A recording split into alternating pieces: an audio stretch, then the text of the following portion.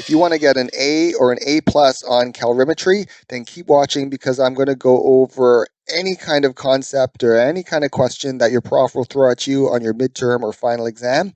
I'm going to do that by explaining everything very well and going over real exam problems to go through it. Now, this is a huge review, and I encourage you to stick with it throughout the whole thing because there are a number of subtleties that you won't want to miss. Okay, and this is geared towards a general chemistry class, so first year or junior year, or an AP chemistry, general chemistry class, so no calculus. Okay, there's two types of calorimetry, constant pressure calorimetry, which we'll start off with, and a bomb calorimetry, which we'll talk about later. All right, so this is our first exam problem here. We'll start off with an easy one. In a coffee cup calorimeter, 75.0 mils of 1.50 molar HCl and 25.0 mils of 1 molar sodium hydroxide was mixed, and the temperature increased from 21.0 to 27.5 degrees Celsius. Calculate the enthalpy change, or the reaction enthalpy. So that's kind of our goal. This is our question mark, assuming no heat transfer to the calorimeter. So what's going on? Let's draw a picture of what's going on. So we're all in the same boat. Is we have a flask here, and in this flask we're mixing these two solutions here. So we have HCl being mixed with our sodium hydroxide, hydrochloric acid, and this isn't just being mixed on the bench top, it's being mixed in an insulated container, kind of like a styrofoam container, because we're using a coffee cup, so it's probably a styrofoam container, but this is what we use for a constant pressure calorimeter, is an insulated case, kind of like a thermos that we put this flask in, and it's open, everything's open to the atmosphere. It's open to the atmosphere. So we have atmospheric pressure pushing down and everything's under constant pressure. So this is called constant pressure. This is called constant pressure calorimetry because we're open to the atmosphere. Okay, and now in this case, we have, these are reacting, right? So we have a reaction going on, and it's always nice to write the reaction. HCl aqueous plus NaOH aqueous. So this is just this is an acid, this is a base. We have an acid-base reaction, and they're both strong acid, a strong acid and a strong base. So we create a neutral water, or water and a neutral salt. Oops, not sodium hydroxide. NaCl aqueous. Okay, and when this reaction occurs, this is either endothermic or exothermic. This is going to create some energy as heat. Either we need heat, energy as heat for this reaction to proceed, or when these things mix together and react, we produce energy as heat. It gets hotter. Either it gets colder because we need to put heat into the system, or it gets hotter because energy is coming out of the system. We need to calculate what that energy as heat is. So this measures the heat transfer of the reaction itself. Now, what's being transferred in here? Well, this is a warm-up question, so we're assuming no heat transfer to the calorimeter. So the walls here are like super thick. They're so thick that we're not allowing any heat to transfer between them. It's actually called adiabatic walls, but we're going to keep any kind of temperature change that occurs inside here stays inside here, and it doesn't get transferred to the calorimeter. So what's in here? What species, what things are going to get hotter or colder, or going to exhibit this heat transfer? Well, there's the reaction itself. That's going to create energy as heat. So that's going to create, so this energy transfer, this is the heat of the reaction. That is going to happen, but also there's water in here too, right? This is a solution. The solvent is water, and this water is going to absorb some of this energy as heat. So if this reaction gives off heat, then the water is going to absorb that energy as heat. So we'll have heat transfer to the water. Or maybe this needs energy and we got to have heat transfer from the water to the reaction. So we have Q of, and technically it's of the solution because we have our ions here as well. So I'm going to write solution. I wrote water. We're going to assume it's water because this is the heat capacity of water, but technically it is of the solution. And that has to be 0 because what's lost as heat by the reaction is gained by the solution, and vice versa. What's lost by heat if we have heat loss from the solution, that heat loss is going to be gained by the reaction. The reaction is going to pick up that energy as heat in order for it to react. So it's got to go one way or the other. There's nowhere else for heat transfer to occur because we have adiabatic walls here. No heat transfer to the the calorimeter. So the sum of these have to equal 0. And this is based on the first law of thermodynamics. Okay, now we need to know what this is, the heat transfer of the reaction. And under constant pressure, Q, the heat under constant pressure, and this is assuming only pressure volume work, so no electrical or other types of work, that is equal to the enthalpy change. So that's kind of by definition. So that's why they call this the heat of the reaction, or the heat of dissolution if it's dissolving, or the heat of the reaction, because it's equal to the heat transferred at constant pressure. Okay, so we're going to substitute that in. So this is delta H of the reaction, which is what we're solving for. Now, the heat transferred to or from the solution, this is equal to the MCAT formula, I call it. So Q equals MC delta T. And this equation is what we always use in calorimetry, where we can determine how much energy was transferred as heat based on the mass of the substance, the specific heat of the substance, and the change in temperature as well. I'm going to move this down here just to give us a little bit more room.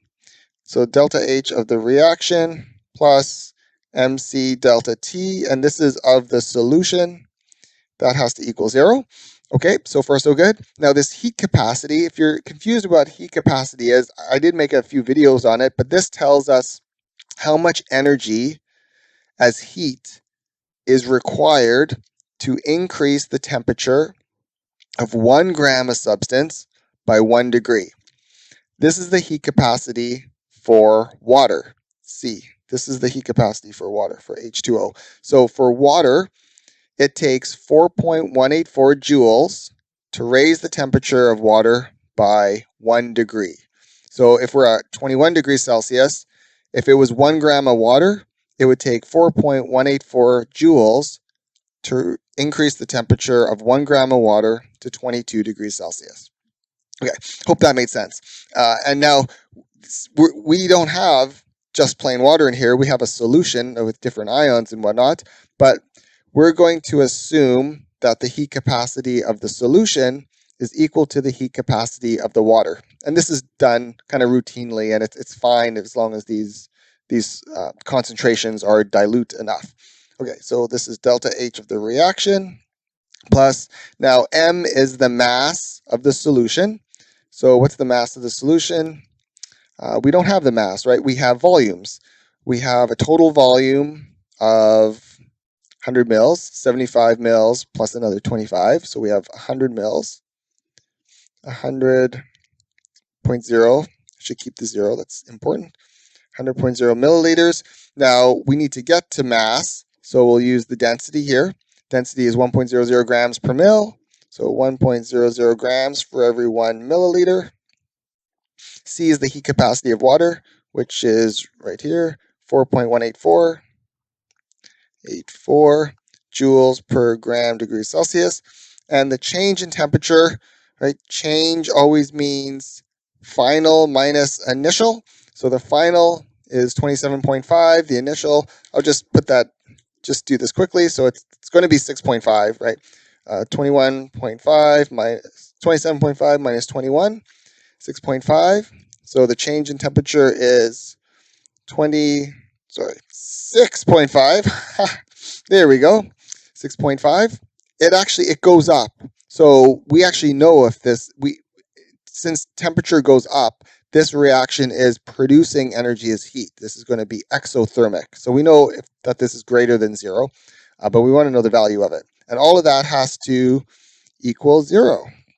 Okay, so the enthalpy change of the reaction, or the heat of the reaction, is equal to, we're going to move all this stuff to the other side. Maybe I'll do that first. So this is like all of this stuff here.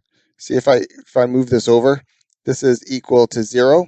So if I transpose all of this stuff to the other side, it would be negative times all these things. So 100.0 milliliters times 1.00 grams per milliliter times 4.184 joules per gram degrees Celsius times 6.5 degrees Celsius. And before calculating it, it's nice to see if our units work out. Milliliters cancel, grams cancel, and degrees Celsius cancel. So we're left with joules, which is what we want because this is energy as heat. Okay, under constant pressure. Okay, negative 100 times, times 1. We don't have to include that, but I will. 4.184 times 6.5. So negative's good because it's exothermic. 2719.6. 2719.6 in joules. And for sig figs, we have 4, we have 3 here. We only have 2 here. So we have 2 significant figures. So our answer is negative 2700 joules. So that means this amount of joules is released when we react these things together, these molecules, these compounds. Okay, that was our warm-up. Now we'll go into a kind of regular exam problem. A 2.14 gram sample of calcium chloride dissolved in 85.0 mils of water in a coffee cup calorimeter. So constant pressure, again, coffee cup is open to the atmosphere.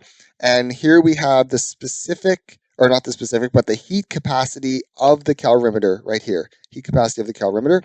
And the temperature dropped. Okay, so it went down from 22.2 degrees Celsius to 19.7 degrees Celsius.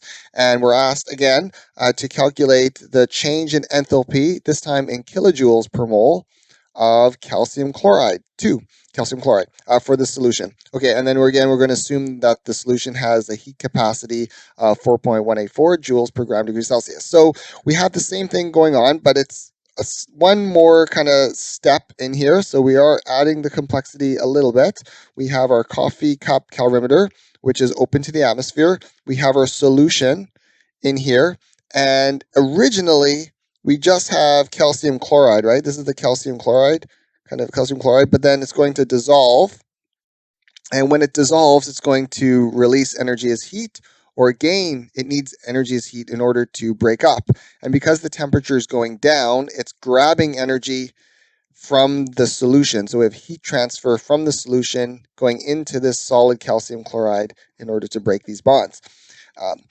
Okay, and this is the calorimeter. So we have heat transfer going on, and the sum of all the heat transfer, all the energy transfers as heat has to be 0 because the energy kind of got to go somewhere. So we're going to add it all up. So the energy as heat of this reaction plus the energy as heat transferred from the solution plus the energy transferred as heat from the calorimeter has to equal 0. So what's going on here is, see how the temperature is going down? That means we're taking energy as heat from the solution into the reaction. So we have heat transfer from the water into the solid here in order to break this up. So we're taking energy from the solution, which is making it colder. But at the same time, as the solution gets colder, the calorimeter is going to get colder as well because the temperature goes down and that's going to cool down the calorimeter. So we have heat transfer from the calorimeter to the solution and from the solution to the solid right here.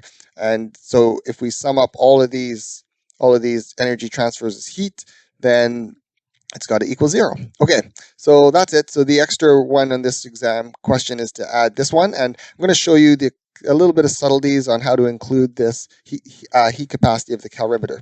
Okay, so for the reaction under constant pressure, Q equals this change in enthalpy. So I can just write it directly here. Change in enthalpy of the reaction. So this is directly equal to this under constant pressure conditions, and there's no other work being performed. Q of the solution, we got to use the MC delta T equation again, because we have some mass that is being in which its temperature is being changed. Solution. Now, Q of the calorimeter, we don't have a mass of the calorimeter, so we can't use this equation for a calorimeter. You don't do that. For the calorimeter, the heat capacity doesn't have mass in it, doesn't have the units of grams, so we don't need to include the mass. So it's literally the heat capacity of the calorimeter, C-cal, times the change in temperature. Change in temperature is degrees Celsius, or it could be Kelvin, it doesn't matter. It's going to cancel out with these degrees Celsius or Kelvin, which is in the denominator. So then we're left with joules, which is the unit that we want for heat, or in this case, enthalpy. Okay, so that's it. So we'll plug in some numbers. So the change in enthalpy of the reaction plus, now what's the mass of the solution? We have 85 mils of water plus another 2.14 grams of calcium chloride. So even though these grams are not water, and this is the heat capacity of water, we're going to include the total mass of the solution, because it is going to dissolve inside. So it'll be 87.14. So 87.14 grams. The heat capacity is 4.184 joules per gram degrees Celsius. And the change in temperature goes, again, it's final minus initial. So the final is 19.7. The initial is 22.2. So the change in temperature is negative 2.5. It's negative because it goes down. So negative 2.5 degrees Celsius, negative 2.5 degrees Celsius. The heat capacity of the calorimeter is 18.5 joules per degree Celsius. Now, what's the change in temperature of the calorimeter? Well, before we add the calcium chloride, before we add that, what we have is we have water inside a calorimeter. And the water and the calorimeter have to be at the same temperature, or they should be. If they're not at the same temperature, then let's say the water's hotter. If the water is hotter, then the calorimeter, we're going to have heat transfer to the calorimeter. Okay, so if the water is 22.2 and the calorimeter is, say, 15 degrees Celsius, then we're going to have heat transfer away to the calorimeter. And when we add this solid here, some of this temperature drop is due to the fact that the water is getting colder by passing over, by having heat transfer to the calorimeter here. So the calorimeter will suck up some of this energy as heat, and it won't just go straight into the reaction like we have here.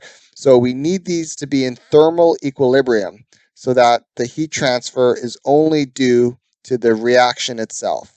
Now there is heat transfer from the mixing of the ions in the solution, but they're usually quite small, and we ignore them in general chemistry. Okay, so the change in temperature has to be the same as the change in temperature of the solution. Is what I'm trying to say. Okay, so that all equals 0. So that's fun. Let's do the first term. Actually, you know what? I can do this whole thing in one fell swoop. I like these calculators where you can see what you can type because I can see if I'm doing an error, and I can just kind of keep on going. So times negative 2.5, got to have brackets, so it doesn't think that it's a subtraction. 18.5 times negative 2.5. Yep, I think that's right. So negative 957.7, negative 957.7, and it should be, negative 957.7. 0.7, is that right? Yes, okay. And it should be in joules because we have grams here cancel out, degrees Celsius cancels out, and then degrees Celsius cancels out. So we have joules and joules. That's good. We're adding terms with the same units. Oops, not equals to. This is equal to 0. So we'll just transpose that number to the other side to get 957.7 joules. The answer asks for kilojoules, so it'll be 0. Now, how many sig figs do we have? We have 4 here. This is 85 mils of water, not grams, but we don't have any other information. Okay, yeah, and I wanted to mention this. They do this sometimes. So we have a volume, and because it's water, we're assuming a density just like last time, density of 1 gram per 1 milliliter. So we're assuming that this is just 85 grams of water using the conversion there. Yeah, okay. So if you're a little confused why I just put 85 grams plus 214 grams, that's why. Without any other information, we'll have to assume a density of 1. Okay, so that is good to 1 decimal place. This is significant to 1 decimal place. This is two significant figures. So 2 sig. So it looks like we're at 2 sig figs here. So 0.96 kilojoules. Now, it talked about kilojoules per mole. And if you're confused about that, let me explain. This per mole means per mole of the reaction. And because there's a 1 here, kind of like 1 calcium chloride, then every time this reaction occurs, like for every mole of this reaction here, we use up 1 mole of calcium chloride. So this would be per mole of calcium chloride. If there was a 2 here, let's say there was a 2, I'll erase this, but let's say there was a 2 here, then this is still per mole of the reaction. If we wanted per mole of calcium chloride, we'd have to take the enthalpy change of the reaction and divide it by 2. We'd have to divide it by 2 if there was a 2 here, because this per mole, when we calculate it here, per mole is for the reaction. Okay. This says joules, and now it looks like I'm just jumping into joules per mole, but technically this whole thing is per mole of the reaction. So this is technically per mole of the reaction. And then this would be per mole of the calcium chloride, because it's 1 mole of this reacts for every kind of 1 mole of the reaction here. Okay, I hope that's clear. I hope that makes sense to you. Now this next one is another variation on constant pressure calorimetry. So the question is, a 1.100 gram of KBr is dissolved in 100.00 grams of water in a constant pressure calorimeter. So we still have constant pressure calorimeters. So we'll just kind of draw a little picture here. And the temperature decreased from 24.7 to 20.3 degrees Celsius, kind of like what we did before. But this time we want to know what the heat capacity of the calorimeter is. And this is done all the time in the lab in calorimetry, for a calorimetry lab. So we're going to find out what cal is, the heat capacity of the calorimeter. And we have the solution of water, and our KBr is in here. And again, we have heat transfer from the solution into the solid here, so into the reaction, because the solution is getting colder, and thus we'll also have heat transfer from the calorimeter into the solution. So we have this heat transfer here, and what's gained by the solution, or by the reaction, what's gained by the reaction is lost by the solution and the calorimeter. Okay, so we'll set up the same thing what we did before. Hopefully this is getting repetitive. That's good, because repetition means higher marks. So Q of the reaction plus Q of the solution plus Q of the calorimeter has to equal 0. Under constant pressure, the Q is equal to the change in enthalpy, the reaction enthalpy. So the reaction enthalpy is just right there, change in reaction, plus mc delta T of the solution. And the heat transfer of the calorimeter is C times delta T, just like what we saw before. So C cal, the heat capacity times the change in temperature equals 0. Okay, awesome, possum. Now we know what the enthalpy change of the reaction is. It's positive, 19.3. Positive, which means it's endothermic, kilojoules per mole. Actually, you know what? I'm going to change this to joules. We don't have to now, but I'm kind of anticipating things are going to be in joules, because heat capacity is in joules. So, and this is in kilojoules, so we got to have the same unit. So we're going to be in, I'm going to change this to joules. So this is times 1,000 to get it into joules per mole. That's per mole of the reaction. Okay, that's good. We don't need brackets on it. Okay, so endothermic, what was I saying? Yeah, endothermic, that means this is absorbing energy as heat. So we have heat transfer to the reaction in order for this to occur. That heat transfer is coming from the solution and the calorimeter, which is why this is getting colder. The solution's losing energy. Okay, so the mass of the solution is 100 grams of water plus the gram of the KBR sample. So 1.100, 101.00 grams. And the heat capacity, we're going to assume that the heat capacity of the solution is the same as water. So 4.184 joules per gram degrees Celsius. And the change in temperature is final minus initial. So we have 20.3, that's the final, minus 24.7, that's the initial. So negative 4.4. Negative 4.4 degrees Celsius plus, now we want Ccal. That's what we want. And then the change in temperature of the calorimeter has to be the same as the solution as well. Because remember, the temperature of the calorimeter, that's all equal to 0, it has the same temperature of the water initially. They're in thermal equilibrium. And afterwards, if we assume thermal equilibrium afterwards, and we have to assume that is an assumption, that the calorimeter will go down by the same temperature as well. So we have heat transfer from the calorimeter into the water.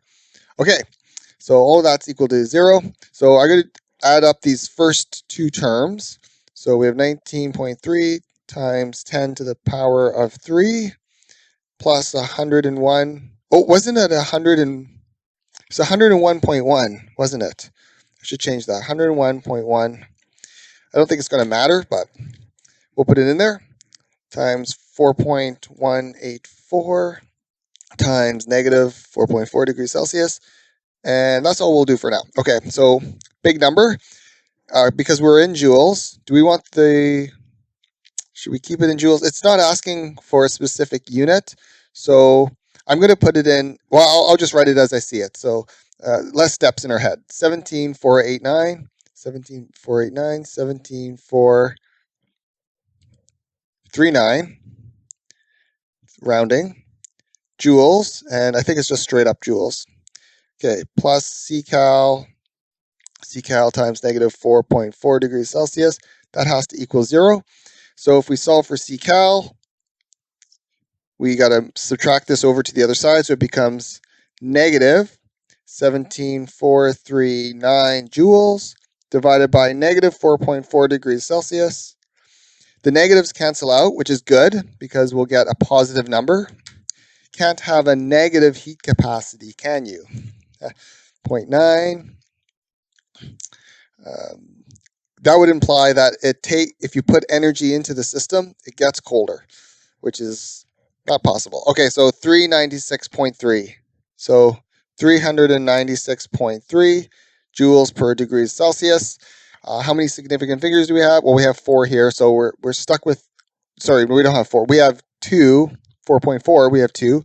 So rounding 6 up makes this 400. But to indicate that there's 2 sig figs, we'll do 4.0 times 10 to the 2 joules per degrees Celsius. Hot dog. Okay, that's great for the constant pressure calorimeter. We're going to move on to bomb calorimetry. So now we're going to solve some exam problems, and I'm going to fully explain how to solve them in bomb calorimetry. And make sure to watch these first two, because the last one, the third question, is a killer exam problem, and I hope you ace it if it's given to you or in some form on your exam. Okay, so this is the problem right here. In the lab, 1.180 grams of benzoic acid, and we have a molecular formula, was burned in a bomb calorimeter, and we're given the change in internal energy of combustion, which is negative 26.41 kilojoules per gram. I'll explain this in a minute. And the temperature changed from 21.37 degrees Celsius to 29.58 degrees Celsius was the heat capacity of the calorimeter. So I like to start off with a diagram. And in a calorimeter, just put that up there. In a calorimeter, we have it's kind of like a thermos, but it's not, a thermos or a cooler. That's kind of this big shielded, insulated container. and then so it's shielded, it's insulated, and then there's a bunch of water in here. This is water, and then we have the steel bomb inside of it, and that's where the reaction occurs, or whatever we're trying to do with it. So there's this chemical reaction. Usually we burn things in the presence of oxygen, and then we have heat transfer occurring to the calorimeter, to the water in the calorimeter, which is basically there, and then we'll assume that there's no heat transfer out to the surroundings. So we're going to start this off just like what we did before. We have the Q of the reaction, and in this case, there's no solution that it's going to. We have heat transfer to the water, but the water is considered part of the calorimeter.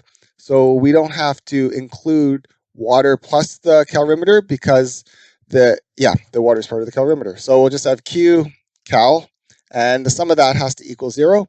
Now Q of the reaction is actually equal to this change in internal energy of combustion. So if we remember the first law of thermodynamics for a closed system, change in internal energy equals the energy transferred as heat plus the work. We're in a bomb calorimeter, so this is a sealed vessel. This bomb is a steel vessel, like a thermos that's totally sealed up, very, very strong. There's some electrodes in and stuff like that, but essentially the volume is fixed. And if there's only pressure volume work allowed, remember work equals negative P delta V for constant pressure processes, or you need this change in volume for pressure volume work. So that's going to be 0. So that's cool. So there's no work. That cancels out. So the energy transferred as heat under constant volume conditions in a bomb calorimeter is equal to the change in internal energy. This is different, much different than constant pressure calorimetry, where the heat is equal to the change in enthalpy, capital H. This is the equal to the change in internal energy. And the calculations start off very similar, but there are some differences as we get into it. So this is the change in internal energy of the reaction. And the calorimeter is still like a calorimeter. We have the heat capacity of the calorimeter times the change in temperature equals 0. Now the change in internal energy of the reaction, we'll get it from here. So this is negative 26.41. 26.41, if I can write, 41 kilojoules for every 1 gram. Kilojoules for every 1 gram, but we don't have 1 gram, we have 1.180 grams. So we got to multiply this by 1.108 grams of benzoic acid. So that gives us the change in internal energy in kilojoules plus C cal, and the change in temperature is final minus initial. Final is 29.58 minus 21.37, so 8.21 degrees Celsius. 8.21 degrees Celsius. Okay, and then we'll solve for the heat capacity of the calorimeter. We'll move this to the other side, so this would be positive 26.41 kilojoules. Oops, not kilograms. Kilojoules, and our grams cancel out, right? So we're just going to be left with kilojoules times 1.108 divided by 8.21 degrees Celsius. And if we plug that in, do we need that number? No. 26.41 times 1.108 divided by 8.21, 3.564 equals 3.564. Oh, if only the 4 was here. That would be sweet. 3.456. Oh, well. Anyways. I'm such a nerd. Kilojoules per degree Celsius. Sig figs. We have 4 sig figs here. Do we have 3? Do we really have 3? Oh, yeah, we have 2 decimal places. Often we can record these temperatures to like 3 decimal places sometimes. But okay, so we have 3 sig figs. So 3.56 kilojoules per degree Celsius is the heat capacity of the calorimeter. Now this next exam problem adds even more complexity from the previous one. So this is a harder bomb calorimetry exam problem, but don't worry, I'm going to explain everything fully so it makes sense. In a bomb calorimeter, 4.00 grams of naphthalene C10H8 was combusted and the temperature rose from 24.00 degrees Celsius to 27.79 degrees Celsius. And the question's asking us to calculate the heat of combustion in kilojoules per mole at 298 Kelvin of naphthalene. And we're given the heat capacity of the calorimeter right here. Now, one thing to note is that the heat of combustion, that's the change in enthalpy. Change in enthalpy of combustion, of the reaction, not the internal energy of what we would normally expect or measure from a bomb calorimeter. We don't measure the enthalpy directly in bomb calorimetry, but it's asking for that. So we need to resort to what enthalpy stands for. Enthalpy is defined as the internal energy plus the pressure times the volume, and we want the change in the enthalpy. So the change in the enthalpy is equal to the change in the internal energy plus the change in the pressure times the volume. Okay, so we got two terms. Once we have a value for each of these values, then we'll have the question done. So we need to find out what the change in internal energy is and also the pressure times the volume. So we kind of got two problems to deal with. Now, this change in internal energy, that's measured directly from the bomb calorimeter. And just like before, we'll set it up so we have heat transfer of the reaction plus the heat transfer of the calorimeter. That has to equal 0. Now, as we saw in the last problem as well, in bomb calorimetry, the heat of the reaction is the change in internal energy of the reaction, so the heat transfer from the reaction, so that's kind of directly there because no work is done, it's constant volume. And the heat transfer to the calorimeter is the heat capacity of the calorimeter times the change in the temperature equals 0.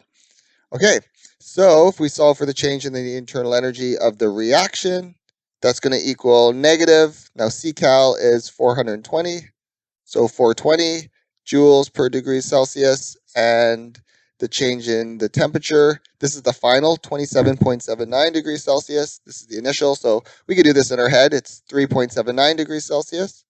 3.79 degrees Celsius is the change in the temperature. And we will work through it. There, I'll move it down a bit. There we go. I'm trying to find a good spot for the calculator. 420 times 3.79 is negative 1591.8. So negative 1591.8 degrees Celsius. Oh, I'll make it in red. Degrees Celsius cancels out. So that leaves us with joules, which is good because it's an energy. Now, we're still not there. We can't plug this number in here. Don't do that because this isn't the right number. This is the change in internal energy for the reaction for 4.00 grams of naphthalene. So the change in internal energy of 4.00 grams of naphthalene is this number, negative 1591.8 joules. We want the heat of combustion in kilojoules per mole. So we don't care about 4 grams of naphthalene. We care about 1 mole of naphthalene. So we need to, this is per, right here. Really, it's per, I won't do divided by, I'll just say per 4.00 grams of our naphthalene, right? We want it per mole. So we have to convert that. So we'll convert it. So negative 1591.8 joules for every 4.00 grams of naphthalene. And we want grams to cancel out. We want moles of naphthalene. And for every 1 mole, we got to go to the periodic table. I just Googled it to make it quick. Naphthalene weighs 1.28.17 grams. 128.17 grams for every 1 mole. Okay, so we'll plug that in. I got this number still in the calculator, so times 128.17 is negative, oh, this is a big number, 1, 2, 3, 4, 5, negative 2.04040, oh, that's negative, times 10 to the negative 5, is that right? No, times 10 to the 5, 1, 2, 3, 4, 5, times 10 to the 5, it's a big number, not a small number, joules per mole. Okay, so now we're in joules per mole, which is what we want. We want kilojoules per mole, but at least we got the mole right. So we have this term, but we need this term here. We need the change in pressure times the times the volume. And unfortunately, we don't have any information about pressure and any information about volume. But what's happening is we're combusting it. So we have a gas, O2, that's being converted to CO2 when it reacts with the naphthalene. So we have this change in gas, and the pressure is directly related to how much gas is in there. So we can assume that these are ideal gases and assume that the change in pressure and volume, we can use the ideal gas equation. I'll put in red just to kind of split it up. So the ideal gas law says that PV equals nRT. Well, if we have a change in PV, that's going to be equal to this change in nRT, right? Change in nRT.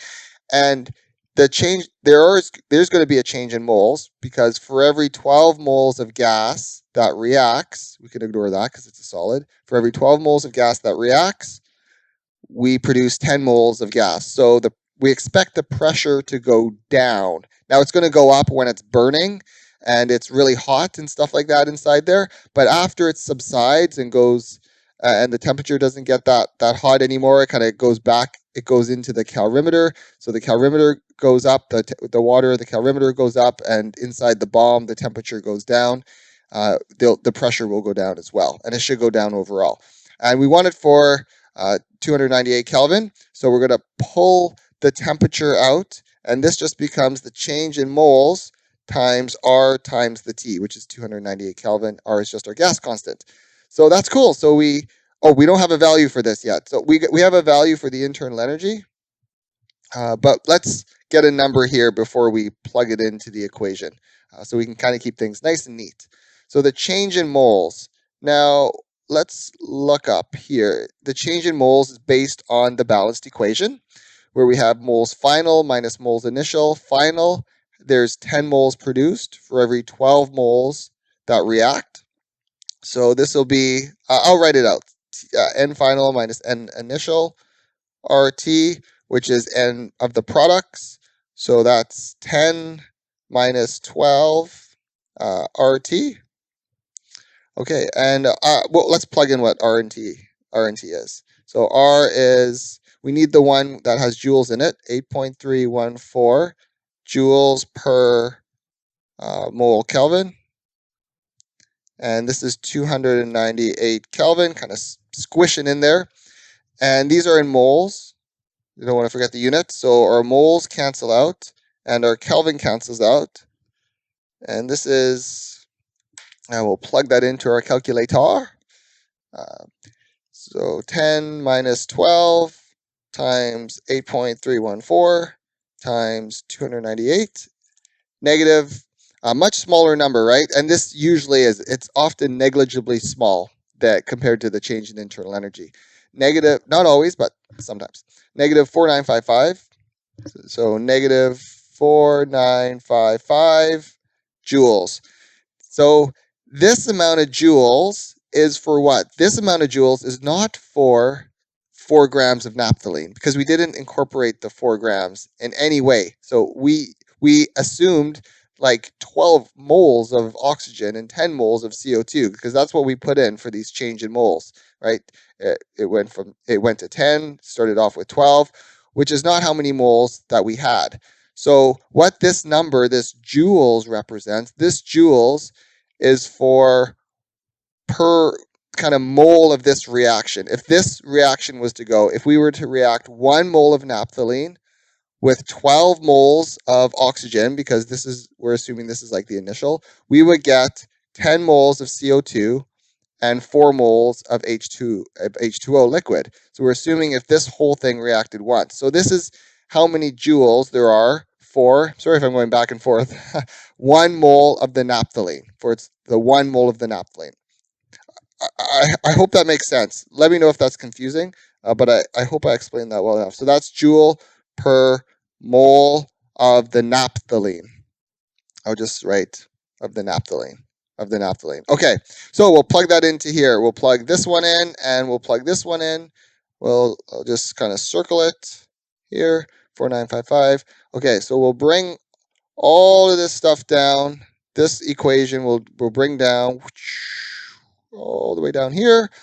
and our change in enthalpy is equal to, so the change in internal energy is negative 2.040, negative 2.040 times 10 to the 5 joules per mole, plus this component here, negative 4955 joules per mole.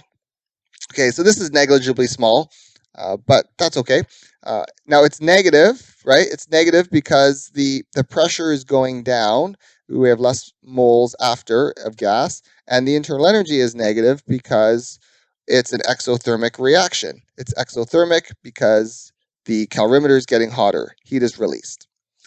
Okay, awesome possum. So this is the number from before, and we'll just add that to negative 2.05040 times 10 to the power of 5. I think that's good. Oh, it did change a little bit. Okay, so negative 2.0, I guess, 896. Negative 2.0896 times 10 to the 5 joules per mole. We want it in kilojoules, so we're going to divide it by 1,000. Basically, there's 1,000 joules in 1 kilojoule. So that gives us negative 2.0896 times 10 to the 2 kilojoules per mole, which is negative 208.96 kilojoules per mole. And lastly, we need to look at our significant figures. So we have 4 here. We have 4 in degrees Celsius, which is 3. So this actually only has 3. Technically, we have 2 in the calorimeter. Let's be technical. So we have 2 in the calorimeter. We only have 2 in, you know what? Let's say this is 3 sig figs. We would only have 2. This should only give us 2 sig figs. But I'm going to give 1 more sig fig. Otherwise, this number wouldn't have much of an effect. So if we have 3 sig figs, it would be negative 209 kilojoules per mole, which is good. If we want to be purist with the sig figs, it'd be negative 210 kilojoules per mole. Okay.